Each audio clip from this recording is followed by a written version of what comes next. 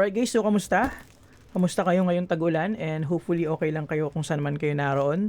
So may dumating kasing package ngayon sa Shopee even though nag-uulan ngayon. So gusto kong i-share sa inyo.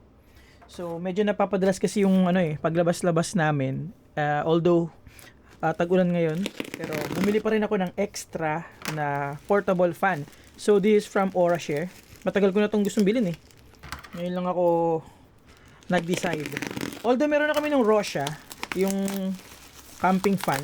Medyo hassle kasi siyang i-setup. Kasi lalagay mo pa yung stand, lalagay mo pa yung battery. Gusto ko yung something na seamless operation, kumbaga yung mabilis lang. And this one, actually is, meron siyang special function from Orashare. Yung tinatawag na misting. O yung nambabasa siya. So, tignan natin. Actually, di naman to kailangan ngayong tag-ulan, pero syempre, minsan pag nasa lugar ka na medyo mainit, mas maganda kung handa ka na. At pala, tinanggal ko na muna yung bubble wrap bago tayo nagsimula. Pero sige, para nakita niyo na rin kung ano yung packaging ni Shopee o yung seller ni Orashare. Okay? Ayan, so complete unboxing experience tayo ngayon. Ayan, so meron na kayo ng idea kung ano yung ibig kong sabihin. Oh, may kasama pa mga sticker from the seller. I believe from Orashare official store ko to na order. Ayan. So, may kasamang sticker. Bigyan natin kay Gio yan. So, this one is the Orashare Misting Camping Fan. Ano siya? Light fan and power bank. So, 3-in-1 siya. Ito yung tsura niya. Okay, so, tingnan lang natin yung mga specs. Pasensya na nakatagilid. Pero meron siyang 20,000 mAh na battery. Tapos umiikot siya up to 120 degrees. Tapos up and down 270 degrees. Meron siyang 3 meters na wireless remote control, which is nice. And then here, dito pa yung mga ibang specifications niya. Ayan. 5 volts, 3 ampere yung kanyang input. 1.5 kilograms lang yung kanyang bigat. So, andyan. Andyan pa rin yung same specs niya. So, tara, open na natin. So, kamusta ang weekend nyo? Kami, we spent our weekend sa may Antipolo kasi birthday ko nung August 8. So, the family decided na pumunta ng Antipolo kahit nagbabagyo. And nag-enjoy din naman kami. I'll share siguro some photos and videos soon. Although, baka sa Daddy Marv's ko ilagay. Daddy Marv's page natin. And baka marinig nyo rin pala yung ulan ha. Pasensya na. Gusto ko lang talaga i-share to sa inyo. Okay, so una sa lahat, meron tayo ditong user manual. Ayan. And then, properly protected siya. So, dalawa tayo ditong styrofoam. And then, plastic protection. Tapos, ano pa ba yung mga ibang kasama sa package? Higa muna natin. So, meron tayong USB charging cable. Nakalagay dito. Nalaglag na. Okay, so meron pala tayong remote. Eto, dito na. Ating kasamang remote and sana may battery. Meron. Ayun kasi meron siyang pag tinanggal mo to, mag-activate na yung kanyang battery. Okay, so dito sa taas ating dito mo lalagay yung tubig. Hindi ako nagkakamali. Ayun lalagay mo yung tubig dito and then bababa siya dito papunta dun sa ating mister. So makikita mo yung level ng tubig mo dito. Okay? Yung kanyang 270 rotation dito is manual naman. And meron siyang tactile nudges kung naririnig nyo. So yan, hanggang din siya. Tingnan natin kung hanggang dito siya, pinaka maximum niya. And then sa kabila, ganun din. Yan. Okay? So palibutan muna natin yung kanyang mga mga parts. Okay, so here sa harapan, dito yung ating fan unit. I think this is LED. Yung ating water tank, yung ating misting feature here sa harapan. Then we have a small display dito. Tanggalin na rin natin yung yan. And then we have 1, 2, 3, 4 buttons. Yan, for timer, lighting, yung power button or power switch niya, pati yung kanyang fan speed na potentiometer, misting function, at yung oscillating feature niya. And then dito, wala na masyado. Dito meron tayong dalawang USB ports, USB-A and USB-C na port. Okay? So again, pwede ito mag-work as a power bank. Sa likod niya, dito yung ating lalagyanan ng remote. So, meron pala siyang compartment ng remote sa likod. Ayan o. Tama ba? Yan, dyan siya nakalagay. And then, specifications lang. And then, sa ilalim, ang maganda dito, pwede mo pa siyang isabit. Bukod sa rubber pads para hindi siya gumalaw-galaw sa table, pwede mo siyang isabit. So, may hook siya dito. And, naro-rotate din siya. Ayan o. Diba? Ang ganda.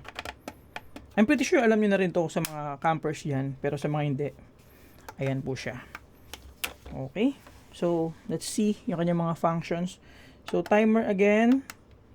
On muna natin para magkaroon tayo ng display. Ayan. So, 1 hour, 2 hour, 4 hours, and 8 hours. So, hanggang 8 hours yung pwede mo magawang timer. Okay. Tapos yung ilaw, nakita na natin kanina, 1, 2, 3, 3 levels. And then, lagyan natin ng tubig mamaya. Ganito siya kalakas pag 100%. Malakas din. Tapos, try natin yung oscillating feature niya. Yan o. Ang gara. Hanggang saan? Okay. Ganyan, hanggang kabila. Lakas din siya. And naririnig nyo naman, di ba? Yung fan noise niya. At 100%. Okay.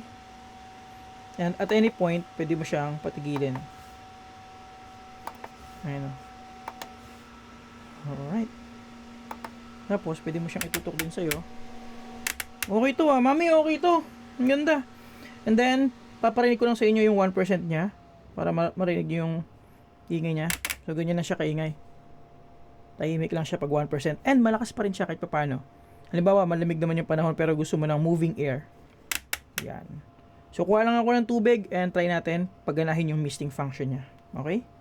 So, quick overview lang to, unboxing and overview. Sabi pala sa user manual, ang recommended nila na lalagay na tubig dito is clean tap water lang. So, wag daw gumamit ng purified or distilled water. Okay? So, ano. Makita mo naman yung level niya. Parang okay naman siya. Hindi. Hindi matatanggal. Ayan o. Kita nyo? Hindi siya basta-basta matatanggal, guys. Kahit balik rin natin, walang spill. Ayun o.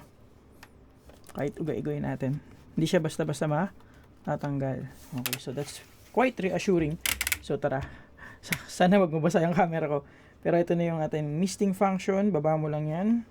Turn on natin. Level 10% lang. Okay. Ready? Ayun! Suwabe mami. Ganda oh. Dito kasi si mami Lalane sa kabila lang. Naririnig niya ako. So, pinaikot natin yan. Ang saya nito. Kita ba sa camera? Nag-register ba yung misting function niya? Okay. So, try natin ngayon. Lagyan natin sa 100% kung ano maging mangyayari sa ating misting function. Dandahanin lang natin. Ayan. So, gumagana pa rin siya. Lalakas pa rin siya. So, medyo maingay lang siguro to sa microphone at 100%. Ayos to, guys. So, babaan ko lang para hindi masyado maingay sa microphone, ha. So, mga 10% lang ulit. So, ayan, guys. Effective yung misting function niya. Hopefully, magtagal lang to kasi diba sa mga diffuser usually nagbablock to. Pero for now, it's working as intended. Medyo malaki-laki din naman yung kanyang tangke dito and nakaseal din siya ng rubber. Ayan o. Mas makikita nyo pag nakatagilid siya. So malamig talaga yung effect niya. Ayan. So yun lang. Gusto ko lang share sa inyo kasi pag may bago akong dumarating dito sa bahay, lagi ako may urge to share eh. And ayoko na masyadong gawan pa ng video na medyo, alam mo yun, setup and everything scripted.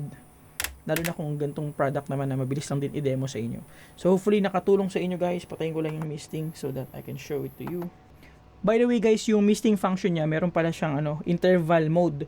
So ito yung yung normal mode. Dire-diretso lang siya, 'di ba? Pero kung ayaw mo agad maubos yung tubig, pwede mong pindutin ulit. And then siya, papatay-patay siya. Ayun Tapos mamaya ulit. Yan. So kung ayaw mo na dire-diretso para hindi agad maubos yung tubig, you can choose this option para maya lang siya. So yun, buti na figure out ko agad without reading the user manual. Okay, so lagay ko po yung link sa comments below and follow for more videos like this. And let me know in the comments below kung gusto nyo ba yung mga ganitong content lang, yung mabilisan na unboxing and overview. Yung hindi masyadong matagal gawin para alam ko din kung paano discarding gagawin ko. Kasi minsan pag umorder ako ng product or may nagpapadala sa akin, ang tagal ko ma-produce yung content kasi masyado nga akong meticulous na mga detalye.